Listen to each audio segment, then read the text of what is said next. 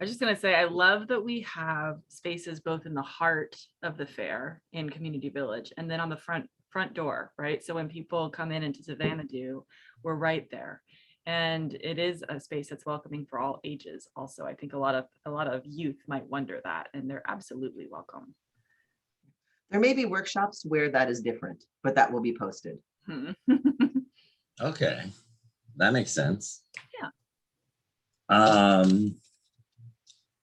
About youth, yeah, I mean, it's like huge for youth. I mean, that's like the most like powerful thing that I see in Rainbow Village is that all these kids running around, like they see it and they're like, you have this here? The fair has this? And like they come back all weekend long because it's a place that they feel safe to be in and that they can, you know, I came out much later in life and like it's really powerful to have like models and have like places where you can like explore and figure yourself out while you're young and you don't like you avoid a lot of trauma that way. So that's one of the reasons these spaces are so important. So thank you for making it more visible because yes, the village has held a sacred space, but it's been a tiny little, you know, hidden away thing when you think about how big the fair is. Yeah, and there's something that the Rainbow Village doesn't have, which is a lot of private space. And through running workshops at the Rainbow Village, when we take them into the yurt in the back of the community village, you know, that has been a place where people have shared that they feel safer sharing certain aspects in that yurt itself. And as we've talked about it over the years, folks have shared they would be even more comfortable if they knew that there were certain spaces where they were going to be with LGBTQIA plus folks specifically. And so that this is what need that is going to fill. And I remember back in 2004, when I first came, I spent my first overnight at the Oregon Country Fair. And I went over to Shea Ray's because there were all these like rainbow scarves hanging. And there was a super rad, like queer poet spoken word artist who was like throwing it down, and I was like in awe. My eyes were like saucers. I'm like, I love you. I'm gonna follow you everywhere. I didn't. That's creepy. But I did go back. I kept going back to those rainbow scarves, thinking that that was this queer space, and I was going to see a lot more of it. Unfortunately, I didn't. And so, you know, I remember looking for that space, and it didn't exist when I was first coming to fair. And now, you know, there's many different spaces. And something a lot of us didn't know, Brooks and River, I don't know if you knew, but I didn't know there are a bunch of other queer spaces that aren't necessarily dedicated spaces, but they've been honoring queerness in a big way for a while now. But how could we run like the Rainbow Village and not know about it?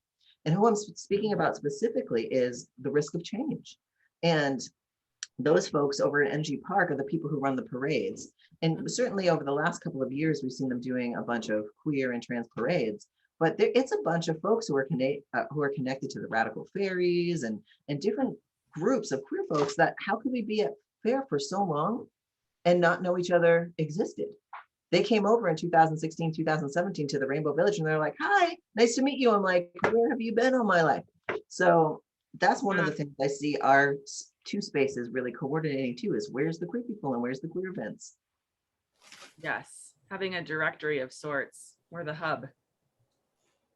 No, that will be amazing. And I think, you know, with Risk of Change, we kind of pulled off the fair's first Pride parade / march at the 50th anniversary.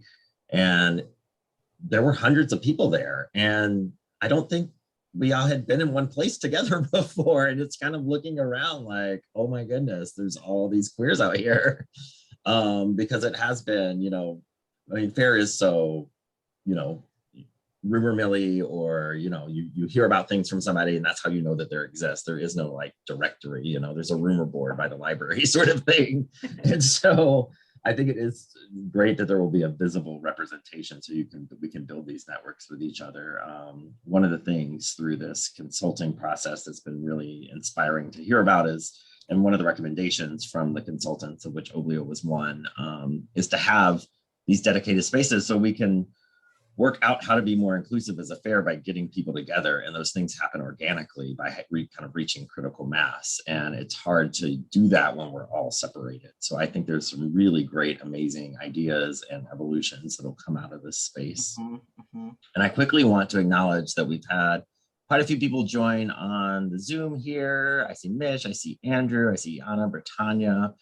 Michelle, of course, if any of you want to turn on your cameras and join us, you're welcome to hop into the conversation.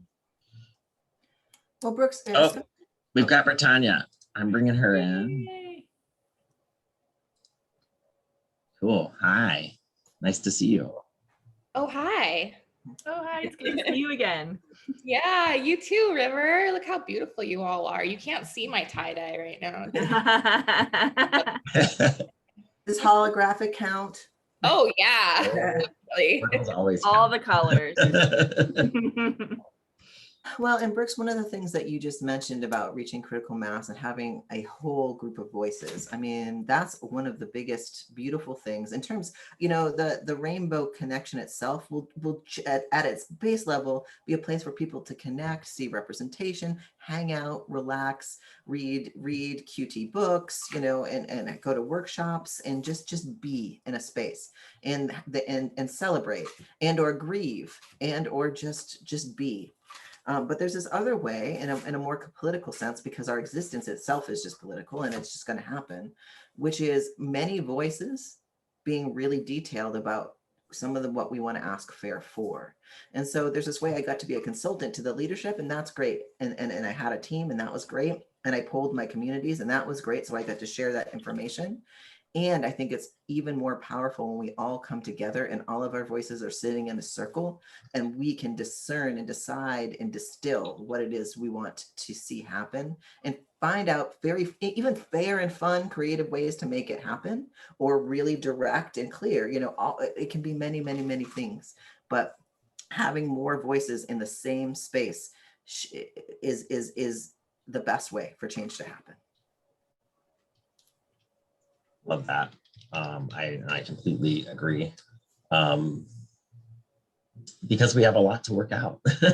You know, there's a lot of work to do, even in a magical, you know, kind of safer place like the fair. You know, the fair, I see the fair as kind of setting our like left bookend in one way, you know, one of the left bookends of our society. And, you know, we've been really good about pioneering in sustainable agriculture, in you know, solar energy, and you know, all sorts of great ideas that society is now adopting en masse and really at a large scale, originated in places like the Oregon Country Fair. So we kind of have this proven track record of changing the world, and this is another way we can do it. I mean, we want a planet to live on because, you know, we care about the people who are on it. So I think there's a lot to do, and it's a great place to do it. And I've never seen more engagement with, you know, really looking inward and looking at implicit biases and how the fair has been built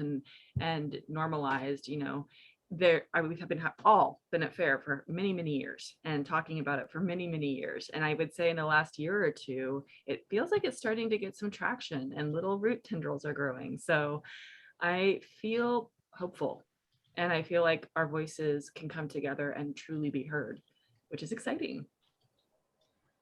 Conversation is making me so hopeful too. I'm just loving the alchemy of BIPOC sanctuary and rainbow connection happening at the same time that these conversations are expanding within this community. And when we had the work of the consultants, we have these recommendations to work with now, and it just seems like things are going at such a fast pace, and we need spaces like Rainbow Connection to really land and gather. And like, I love what you said, Oblio, about how more voices in the same space is how we get change to happen. And like, I didn't realize how much I was craving that until I heard us start talking about it. Well, I heard a rumor that you're interested in diving into being part of the creation. So that could be a rumor, but I can't even tell you how excited I am. It's like tears. It makes me so happy. Me too. So like, happy. I'm like getting chills over my whole body. Yes. Yes. Well, and Brooks, like you shared, you know, in terms of alternative energy and permaculture and alternative ways of relating and psychedelic therapy and all the different things that, you know, the fair holds, and art and creation, it's time to make it intersectional. Yeah. I mean, they've been doing a great job, but who are the folks who don't have access to solar power and don't have access to these food? I mean, it's great. And how do we now look at it intersectionally and create access? So I think these folks who've been holding these spaces for all of these incredible things, you know, have been really building a foundation. And now that that foundation is strong, how do we look at it cross-sectionally and see how that it benefits everybody? And also folks in the QT and BIPOC community, or all of the above, how do we begin to see ourselves as that being a possibility in our movement? I love that. That's a beautiful sentiment and a really, you know, illustrative way to describe it, because it is a really solid foundation for all of those things. And yeah, access is what we're trying to provide. I love that. I've also seen representation in our celebration and artistic creations being far more inclusive in the last few years. We saw a fire show a couple of years ago, I think at the last fair maybe, that was in person, and it was out of this world amazing, of course, but it also had a lot of elements of what we're talking about, and that was something I hadn't seen much before and was amazing to see. So I think, you know, it's going to be in our booths that are talking about, you know, cultural change and societal change and how we heal our earth, and it's also there in our celebrations and our art. And I think the more that we're there and loud and proud and, you know, here we are, I think it's going to show up even more in these sort of pockets of the fair. And, you know, going to a show and seeing yourself in it is powerful. And it gives you permission, you know, Yeah. to be you too, you know. I think that's an important point, Brooke and River too. I mean, I see that a lot. Like something I love most about the fair, when I talk about the things that makes it worth it for me to continue this work and what I want to preserve, is when I see kiddos, you know, with their instruments or on stilts or making handcrafts, like things I don't see enough in this other reality. And what would it be like for young queer and trans and BIPOC kiddos to be able to see themselves, the possibility of what can be created in this artistic world? And that's going to take fair putting up art. It's going to take fair's entertainment, checking in and seeing who the community wants to have there, not just who they imagine should be there, and having those conversations, engaging with us with those conversations and making that happen. That it would be a powerful, powerful statement. I so agree. Can you imagine if somebody who's helping kiddos make fairies comes and chats with both of our sanctuaries and says, how can we make this more amazing and inclusive? You know, that would be powerful. Mm-hmm. And that there's By fairies of all actual genders. fairies. Right. Yeah, exactly. Just bring in the fairies. Yep. Love it. What color's your felt for these fairies that you're making? Is it all peach? Yep. Let's talk about that. So cool. I mean, and if for those of you on the stream here, if you want to drop in the chats, one of the things we're kind of doing here is talking about the plans for the next in-person fair and making suggestions, or if you want to get involved or join the team. So if you are interested in that, or you have ideas or things you want to see, I completely understand not being comfortable on a live stream on a public website. So feel free to drop that in the chat as another option. I would like to see ground pillows, and you know, tapestry surrounding it, in a very yes. I figured that was done. I was just gonna throw that out there. Twinkle lights. It's got to be cozy and lovely. I mean, that's the idea, Brooks. You know, it's going to be a cozy living room. So this has been done before. So back in 2019, me and a group of other folks held these sanctuaries at the Beloved Festival, which is a super sweet, super amazing, much smaller music and art festival. If you haven't been, I do highly recommend it. And they definitely have their issues, but they're digging deeply into social justice issues. So we had a queer sanctuary and a BIPOC sanctuary. And in those spaces, you know, again, you know, it was folks would come in, there was, you know, our stuff about our history. There were some of our trans activist posters and just their literature and quotes. And it was beautifully decorated. I mean, in the spirit of of just pure beauty and pleasure, and pillows and musical instruments. And in that space, we had different things. We would have, you know, definitely politically activist talks, to like massage circles, to like sound healing, to let's just talk about specific groups. Folks wanted to have a bisexual group. Folks wanted to have a trans group, a trans woman group. Some, you know, it got real specific because we could get specific in those spaces. So these are big umbrellas. BIPOC and LGBTQIA+ are big umbrellas. So we want to make a space for everybody to come in. And sometimes we'll do some little specific affinity groups. We had a little parade, we had a dance party, you know, there's a lot of different things that could be did. We did have sexual education, and books that pertain to our own sexual education, which is different than the normie sex ed that they give, that most of us have received. And so there was a lot of things happening in those spaces, and people would take a nap, you know, just lots of different things happening. Yeah, a comment from the chat. Does anyone remember the old drum tower before it was moved to its current spot? I grew up on the beloved land in Tidewater. Cool. I don't remember the old drum tower, although I do remember, at least previously, before, I don't know, some sort of vibe shifted at night, and the drum tower would go all night long. And that beloved land in Tidewater, wow, what a gift for you to grow up there, Michelle. I mean, I don't know what it felt like to you, but for me to be on that land and just being in that space, I mean, my heart would just open if I were even just on the land, never mind the people and the events that were happening there. I have a logistical question about space. How big is it? And how do you envision the space being organized? And Yeah, it's a good question. Sanctuary? I'm sorry, say again? Will it be right next door to BIPOC Sanctuary? Yes. Okay. Yeah. My understanding so far, and maybe Oblio, you know even more, but my understanding is that there's 2 booths that then have a, you know, a table or something between the two. So the ally space is between, connecting. And are you shaking your head, Oblio? No, go ahead. Go ahead. Okay. I'm looking at something. Make sure I'm not misinforming folks. Our hope, as Oblio was saying earlier, is that, you know, it's 2-story, that there's really quite a lot of space in both of the sanctuaries, and that we really highlight the intersectionality while also creating space for folks to dive deep into more specific groups or topics or workshops. Hey, so I was just, sorry. Go ahead. So it sounds like it's about the size of like a craft booth, but I guess some are different sizes. So yeah, I'm just trying to envision, because I think I heard something about there being like an ally space or like a public facing space where all are welcome, and like a space that is just for people to identify. Yeah. So here's the vision, and it is a bit bigger than just a typical, it's not a small craft booth. It's a bit bigger. And the idea is, so I'm gonna tell everyone right here, right now, what we hope for, so that you can all try to make it happen.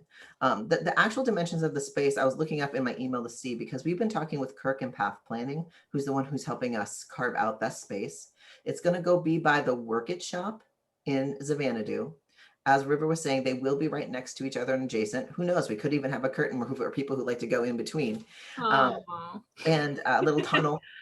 And the allies space typically will be outside at a table. So it'll either be the front of our booth if it doesn't take up too much space, or it will be its own folding table where people will have resources and then staff that space. And then when you go inside, it will be you know, the living room. Behind there is some camping for some of the space tenders, and so that we can decide if we want to hold it 24 hours or however that looks, you know, or not, but we can decide. Capacity will matter, but there will be some camping space behind the booth. And the hope is that there can even be a second story where we can do some fun stuff from above. But again, that's the ultimate hope and vision. I know we've been in close communication with the pavilion, which is nearby in Xanadu, about programming. So that's another thing, especially in this forum, while we're talking with our community, if there are performances that you hope to see and people that you hope get brought in, we're already in collaboration with other places in the fair and can help make that happen, either in our space or in their spaces. Ours family. Yes. Yep. One of my favorite shows I've ever seen at the fair, and my jaw was on the ground at how amazing and spot on it was. And it was, I believe, near where the space will be. It was in Xanadu, at a bicycle powered stage, I believe. There was You guys drag, changed there was that amazing bit. commentary. It was awesome. I was like screaming. It was so good. Thank you so much. And that was definitely a fair moment when the bike power was not powering our sound system. So we just had to like bust it out.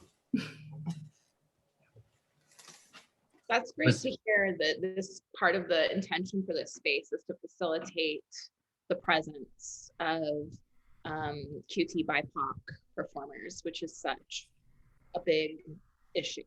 Yes, it is. It is. And you know, so there has to be work on the fair's part too. So let's put this out there. So it takes a lot of work to create a space. It takes a lot of work to hold the space because we were holding a safer container, and it takes a lot of attention. It's not willy-nilly. It's not just like, here's a space, come do what you want. It's like, we're going to hold this because stuff's going to come up, you know, and we know that. So we're going to have folks who are able to hold that. And so folks who run stages, folks who have, you know, I know there's some folks at Whiteboard that are QT folks. Come chat with us so that we can resource you, but also so that you are making sure that you are getting folks that our community wants to see on your stages. So that means a little bit of effort on folks' part. I mean, spoken word's been rocking it, you know, even without us. So, you know, like, and so I have a deep appreciation for that. So I look forward to working with those folks. I look forward to working with the stages, but you know, we got to meet us part way. And I know a lot of those spaces are actually held by QT people that have just not felt quite as, you know, emboldened and fabulous as they might feel. So I think that when we're here, those folks who are in different spaces and have been for a really long time are going to feel much more bold about saying what they need and what they want and their hopes and visions for these spaces they've been holding a long time. And even the folks who have felt bold enough and haven't been listened to, all right, well, let's all get in line and you're going to listen to all of us. Not that those voices should ever need it, and we're here for it.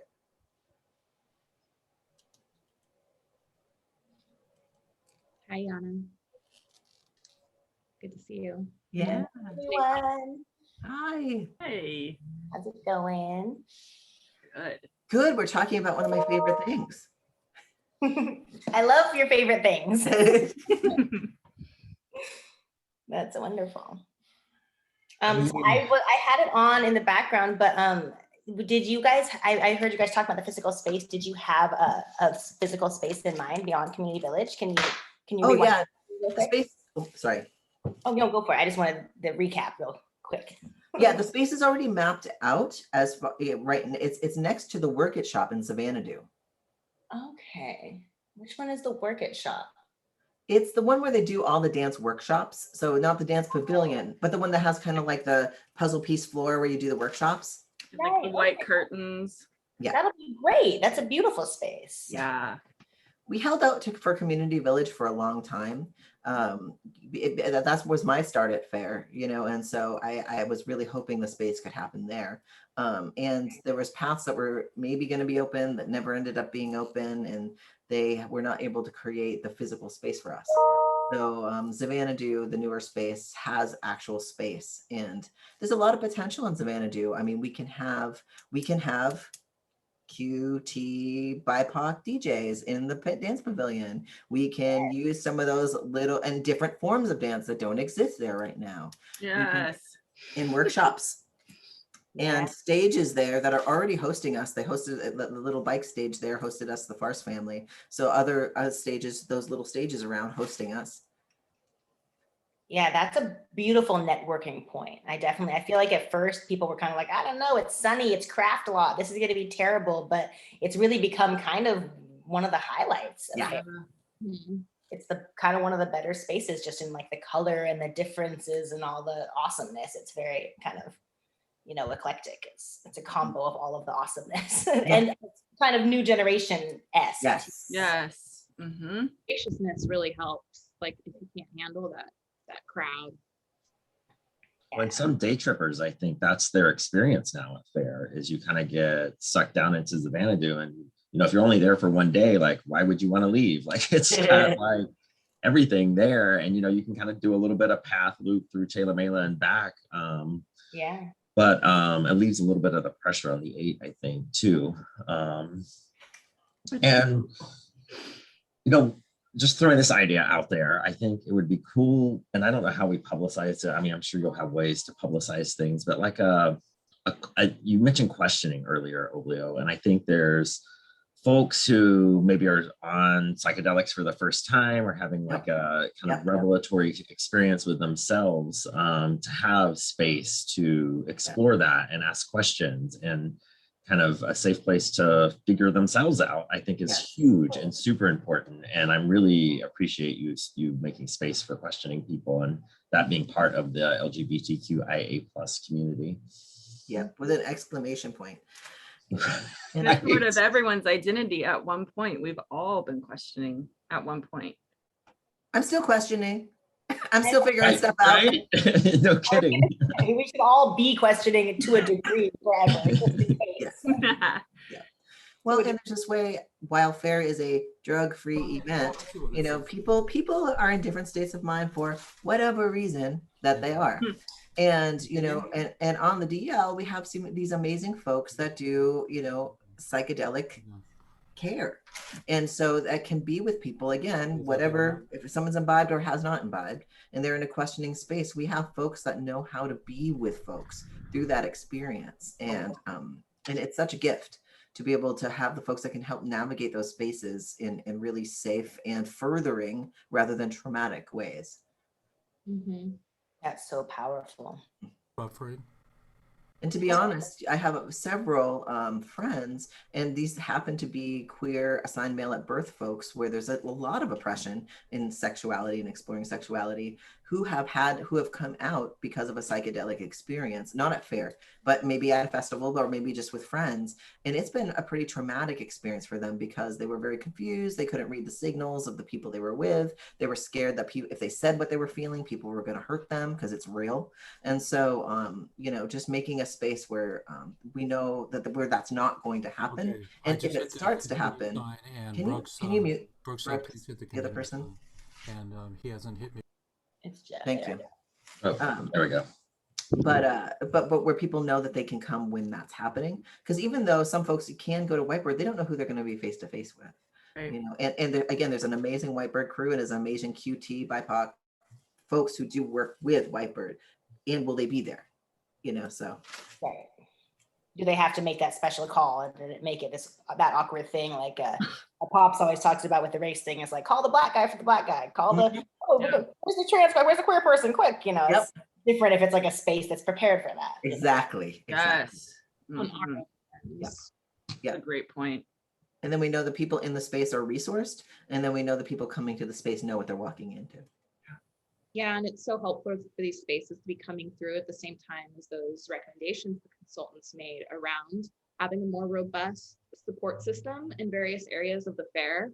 And as we were going through those recommendations, realizing like we really don't have the representation to do what you're asking right now. But with these spaces, I think we can get a really good start on that.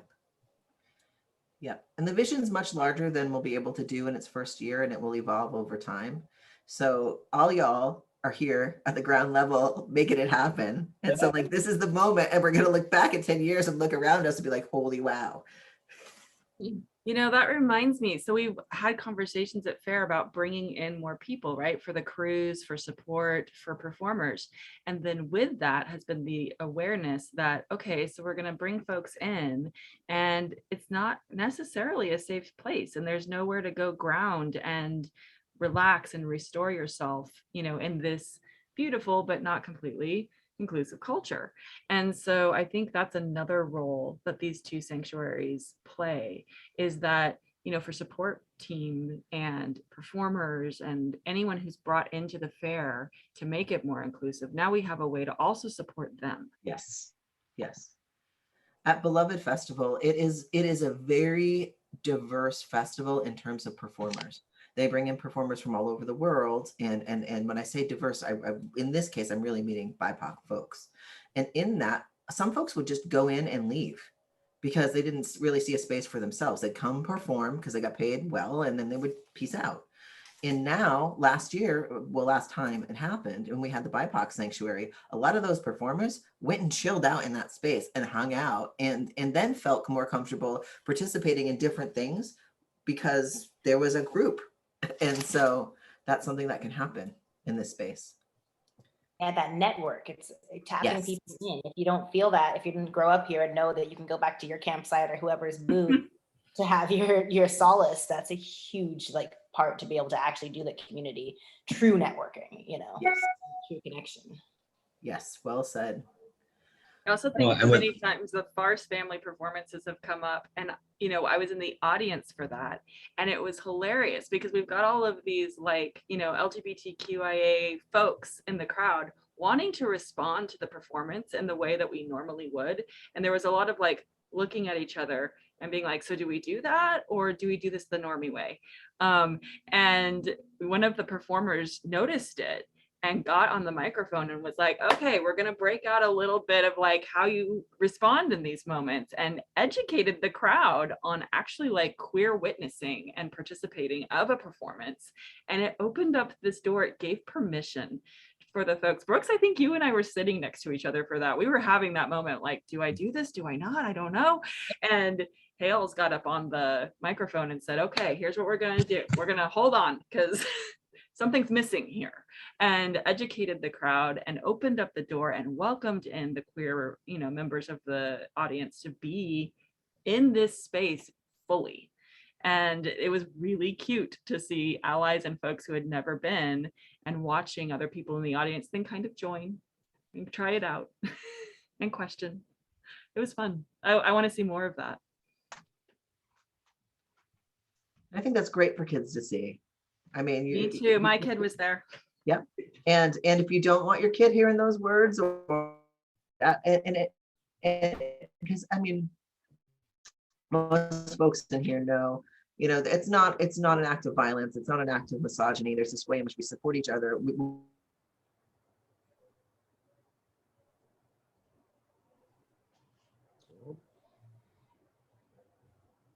Is that just me or is that Oblio? Oh, I think Oblio's frozen. Oh, Okay. they're back. I want to pull in from the chat quick. Michelle ended up here because of Fair Magic, and it's lovely to listen to us all. She was responding to what was going on in the chat and became an elder in 2020, but had been going since a young girl. She has an idea about the old drum tower dance space that was turned into a smoking spot. It was a magic dance spot, and magic happened there. And I remember the old drum tower for sure. And like I do too. we were talking about Oblio, like all night, the heartbeat of the fair, it was called. And all, you know, from opening ceremony to closing ceremony, that's what you heard. I mean, certainly in the village, that's what you heard. So I appreciate that. And, you know, I think Xanadu did, you know, one thing Mark Harris said, who was one of the consultants, you know, I see drummers, but I do not see Indigenous drummers. I see drummers, but I do not see African drummers. And I think with Xanadu, you know, kind of pulling people at night off of, and which, you know, there's no nighttime, but off of the 8, that had an effect. And I think there, you know, we in the village have talked about drumming. I think there is a way you can have drumming and have it be respectful too. And, you know, that a lot of this conversation overlaps with the conversation of inviting people in and having representation, you know, in all forms. So, yeah, I just wanted to pull that in. I think we're getting some of our tech issues worked out on the stream. For those of you here, this is being recorded. We plan to share this with the Fair family for those who cannot be here. I know a lot of Fair families camping this weekend to kind of keep that tradition alive. So this will be shared for posterity's sake and for some information's sake. We got about 10 minutes left. I'm wondering if anybody has any other ideas about the queer space. I mean, I have this vision in my head of this balcony or performance space you're talking about, and these fantastic shows just like beaming from the second story across the whole meadow. Like, it's gonna be incredible. So we need your voices. We have to talk to path planning together. Like the second story is essential. Yeah. Kurt, right? Yes. Kurt. Paxton. We've had so much support. I have to say, I want to say that, like in these meetings with path planning, they've been very enthusiastic, very supportive, asking what we need. And in fact, one of them, we were told, don't be small, don't dream small, dream big. We want to really create this for years to come. Think about what you're going to need in 10 or 20 years. We want to do that now. And that felt amazing. And it's really helped shape how we ask for things. Yeah. So know that. Yeah, Thank you, path planning. Yay. It should be kind of easy, in Xanadu, because as far as I know anyway, it's really open to do double story stuff and to do different things because it doesn't get messed up by the rain and the floods and such. And it's not right on the edge of the bank. So it should be really, like they said, if you dream really big, there's not many excuses they have to not allow that to happen, in terms of like the longevity. I know that's been our issue at Spirit Tower because that's water half of the year. So you can't put anything permanent because you can literally canoe through there by Gills Crossing. So that's definitely a plus side of that new loop. It should be like really open. And we have queer construction people already in our back pockets. I mean, they'll be the naked construction crew. They will do all the things. We have folks if there are not folks to spare already at fair. Definitely, that's huge. What kinds of ideas or things have you been thinking about or asking for when it comes to that long range planning? I don't know that we've been asking for anything above kind of what we've mentioned, that we want to be able to have, a public facing front. We want to be able to have a snuggly inside. We want to be able to have some camping for folks in behind, especially folks who are the most marginalized, who don't want to be in other camping spaces, just so that it can be a bubble. We're certainly asking for passes for folks, and if both camping passes and day passes to make it happen. We've started to reach out, and we would like it to become you say long term, just a regular part of a practice where we're included in meetings like that for people's different stages and different things. So those are mostly the longer term stuff, but if you have other thoughts and long-term vision, please lay it on us. And I know we also explored the idea of a stage that the two sanctuaries, held and shared.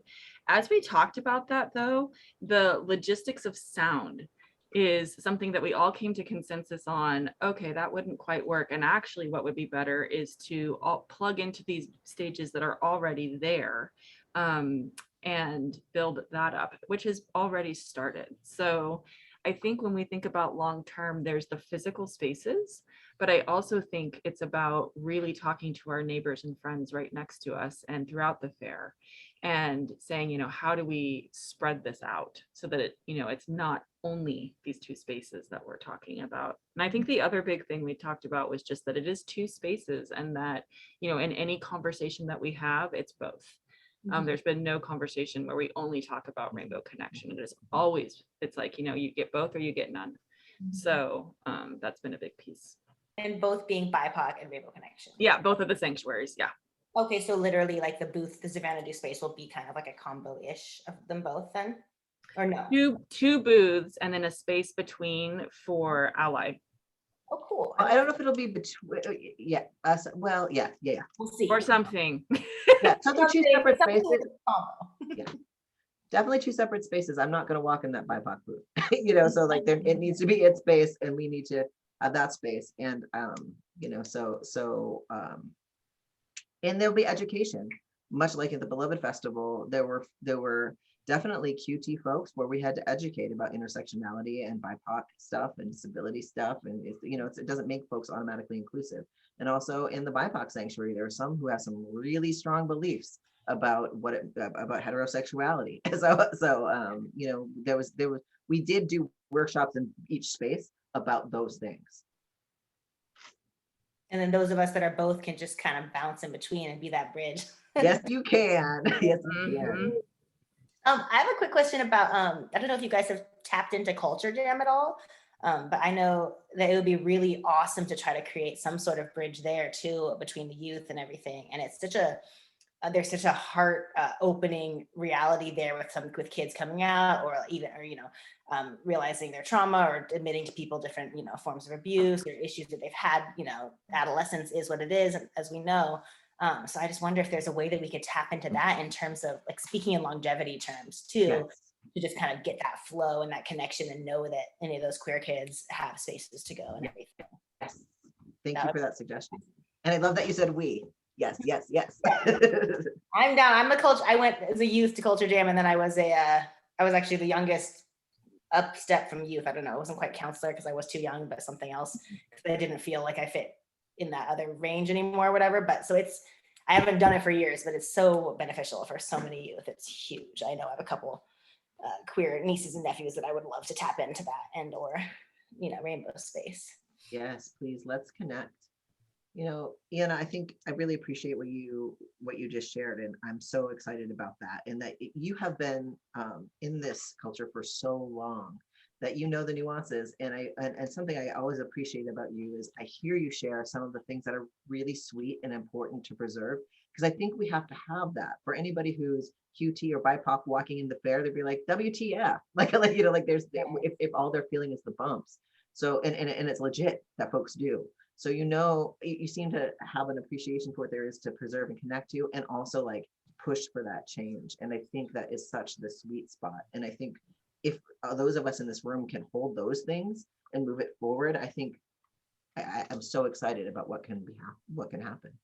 That's so the juice of it, I think, because there's so much bullshit we can complain about, but there is so much beauty and awesomeness. It's like the one place a lot of my male gay friends were like, as we were growing up, it's one of the only places that they felt truly comfortable wearing whatever the fuck weird costume they wanted to wear, whether or not it's even like dressing femme or whatever, but just like more like just being themselves and not fearing anything as much. And so there is that aspect of fair that we do want to hold to, for sure. Yeah, I can relate to that hardcore. I mean, I said it's one of the only places in the world I've been that I feel completely comfortable just being myself and being with my partner and like wearing whatever it is I want to wear and looking great and just holding hands with someone, which you would not think is a courageous act, but in most of the United States it is. And so there is so much that the fair holds in that way that is really special to us. And at the same time, there can be, more work to do for folks. So yeah, we're nearing the end of our time. I'm wondering if you all have any closing thoughts you'd like to share, or shall we just wrap up? Well, I guess the closing thought is I put it in the chat a couple of times that we have an email dedicated to this project. So please send emails there. And Iana and Britannia, I'm looking forward to us all getting together in a meeting with Sonia and just coordinating all that we're doing and what you all bring to the space. So much, yes. Thank you. This is a community space. We need community, so we welcome folks. Please show up. And I should say BIPOC Sanctuary will be on Sunday at 5:15. So, and for those of you in this room, we seem to have lost the stream here at the end. And so we're not live on the website, but our stream operators have a computer. So we're just like our own private little chat here right now. Hi, Cass. Hi, Cass, welcome. You look fabulous. Hey, good to see all your lovely faces. It's so good that we're right after this. It flows so beautifully. I'm gonna run to the restroom really quick. I'll be right back. You want to stop recording us for a minute?